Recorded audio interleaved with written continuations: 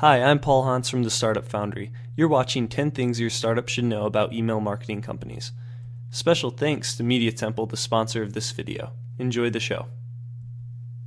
Hi, I'm Noah Kagan with AppSumo.com. Is there something else you want to say? I'm 6 foot or 5'10" on my real life, but 6 foot on my driver's license.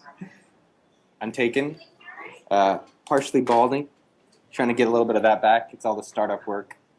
Yeah, that's me. We had a conversation a couple days back about email marketing. And I was saying, you're like, yeah, hey, I love MailChimp. I use them for all my stuff. And you had an interesting response. What was that? I think people aren't aware about all the problems that MailChimp and a lot of the email marketing companies have, like Aweber, Constant Contact, Vertical Response, and I was like, oh, I can share that with you in the audience, which I thought most people had no idea about.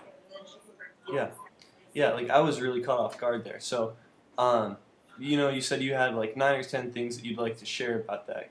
Let's start plowing through that. What do you got for us? Yeah, so I want to say I like MailChimp people, and I think that they're good for some people. Our business is a lot of emails, and so I think there's a lot of reasons why we brought it in-house. So the top 10 things, specifically number one, you have to put the unsubscribe link in a very bold manner that they want, and they control it. And so we have a one-click or 1.5-click unsubscribe on AppSumo.com, but we didn't really want to make it like, hey, unsubscribe is the first thing you do in our emails. But you don't have any control over that. Secondly, once they go to the unsubscribe page, you can't do anything. You can't save them to go to Twitter. You can't ask them to follow you on Facebook instead. You can't say, hey, instead of unsubscribing, why don't you go to 1 email a month or get our RSS feed instead? So, and that's a pretty big thing. As well as we added, they offer reasons like, oh, why did you unsubscribe? But you can't take action on it. Like if you go to the Facebook deactivate page, you can say, oh, are we sending too many emails? Do this. Or you don't like sending emails about design. Only sign up for our Mac deals. So you really have no control once they get to the unsubscribe page. Setting up campaigns for us took like hours. It just, every time I want to send up an email, it's like copy over the HTML, edit it. Bringing it in-house, we can just templatize it, so whenever we have a deal, it's just automated. So instead of every time recreating the wheel, even though it just takes way too long to get new templates. With MailChimp specifically, I found it frustrating that they require us and they tell us that you have to do double opt-in for email. And I'm not saying that double opt-in isn't a good thing, but I think if people want to do double opt-in or not, we should be allowed to choose that. And so I found it frustrating that they required that. A lot of times so number 5, a lot of times we were sending emails, we get people, and I'm surprised people still do this, but spamarrest.com, where it's like, oh, click here to confirm if you want your email to go through. And since we brought it in-house, about 5 to 10% of our people actually use spam arrest. And they're saying, oh, click here. And so if we used MailChimp, we would have had no idea about, actually, you need to click to confirm to make sure your emails get through. And I'm sure it would have just gone to delete. As well, a lot of emails get bounced or go to, hey, away messages. Like, oh, I'm out of the office. And it was just surprising because we had no idea any of this was happening when we were using an email marketing company. One thing we found really hard for us was to connect stats to our database. So when we send out an email, we can go and look on MailChimp who clicked on things, but we have to work out with their whole API to, all right, yes, you have all this nice social stuff, but we wanted it all in-house. So it's like, all right, who clicked, who bought, when did they join, and it's all tied together. So if you use a company like SendGrid or Postmark, using their APIs was very easy to connect all that together. A lot of these email marketing companies, the A/B testing is really basic.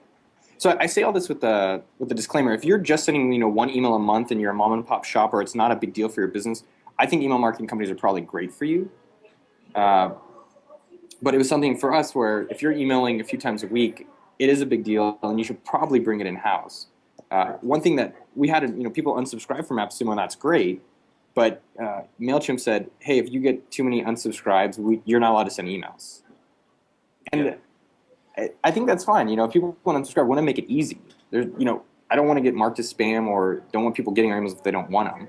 But I did find it kind of surprising that someone would block us and tell us how to do our emails. And so I understand why they do it, but we want to be able to send emails and allow people to unsubscribe easily with our own ways. And people that aren't familiar with AppSumo, can you give like a 30-second pitch of what that is? Yeah, so a lot of people call us, we're like the Amazon or Groupon of digital deals. So we focus on specifically like web apps, Mac, Windows, focus mostly right now on helping startups. So that's where we've done well, and people seem to like us for that. Okay. So with email, you're sending like a daily deal or like a deal maybe like 3 times a week, or what does that look like? Yeah, so we send between 1 to 3 emails a week, and the problem is I hate emails. So every time I hit the send button, I'm like, I'm sorry, but so we last email, man, we sent a really long email, and people were like, die, don't ever send it, or as you would say, Paul, frick you and die. Uh, People hated the long emails, so we're going back to the drawing board to send emails that our people want. Okay. So a few other things that I thought were pretty surprising with A/B testing, and I talked about this a little bit, but you can only do 3 options for A/B testing with Mailchimp, which is subject line, from address, and time of day. So there's other things like the body of the email, which is a pretty big deal to get people to click for A/B testing. With Aweber, they get hacked. Aweber.com gets hacked, and it's not talked about, but our customers were emailing us saying, hey, I got an email from you that's spam, and we found out that Aweber's getting hacked, and there's one post about it, but they don't really talk about it, so we moved off them right away. So if you're on Aweber.com, I would move off of them, or be careful that be okay that your emails are going to get stolen and sent out by spammers.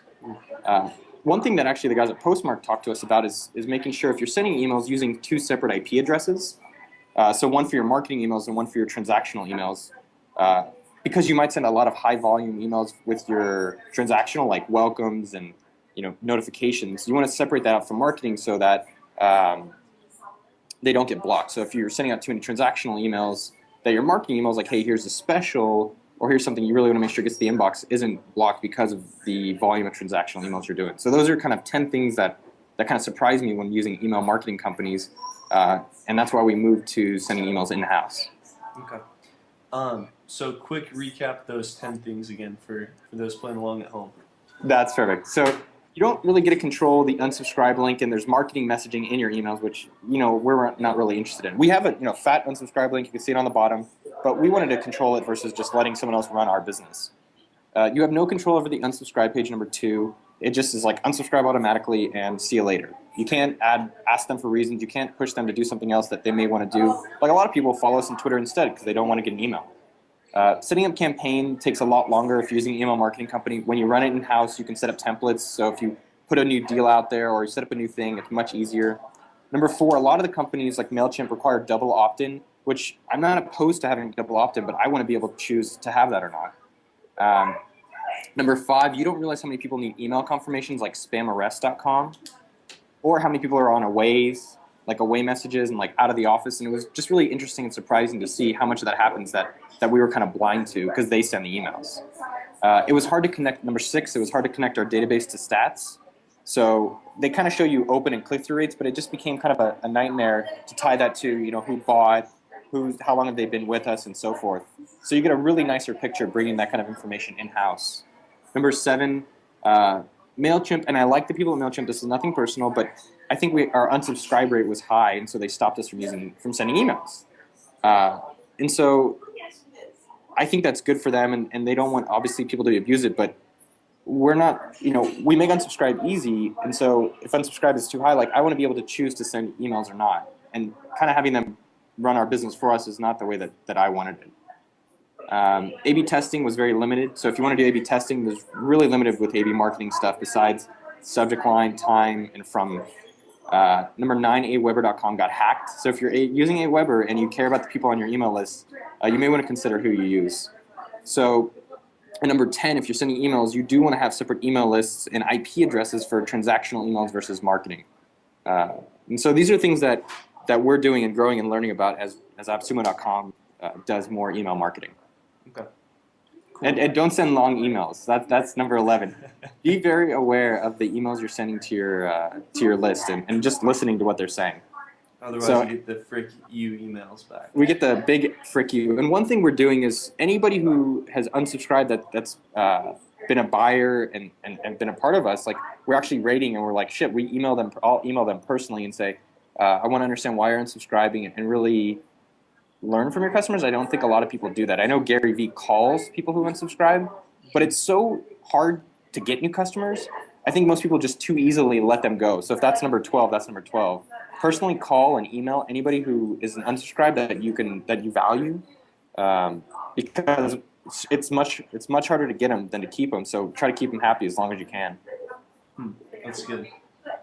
So, Yeah, people don't. I mean, call them. They're valuable. Don't let them just go away. Yeah, that's really good advice. So like when you go back and you call somebody, like, do you like, is it just learning, or is it a, hey, come back to us kind of thing? No. I say good riddance. I say, fuck us. We did something wrong, and I apologize for that. All I'm looking for is advice and input on how we can make it better for the future.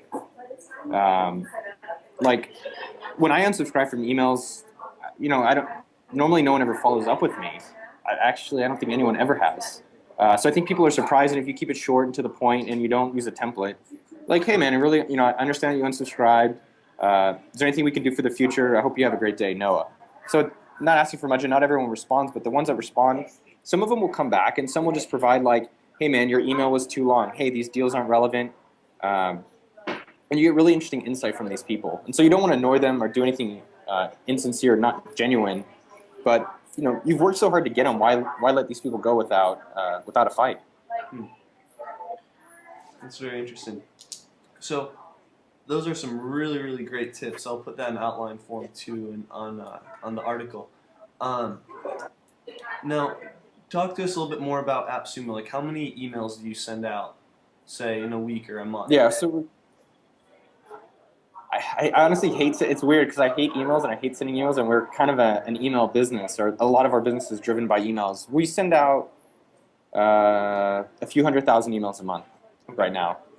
Yeah, it's an interesting part because as I said earlier, emails are really tough for me because you get emails and I'm like, I don't want to read people's emails, and I don't want to. So even sending them to people, I think we're very careful about what we send out. So when we sent out an email yesterday that it was too long, a few people were like, hey man, great email, it was long, it was a funny story, and other people were like, salesy, slimy, marketing crap, just give me the deals. And so we're a startup and we're learning what people like and don't like. And one thing I realized, like, instead of flipping out, and I felt bad about it, but instead of flipping out, it was like, all right, this is a learning experience, and we're understanding what our customers don't and don't like, and if we're not doing something wrong or right, then we're not going to be really improving.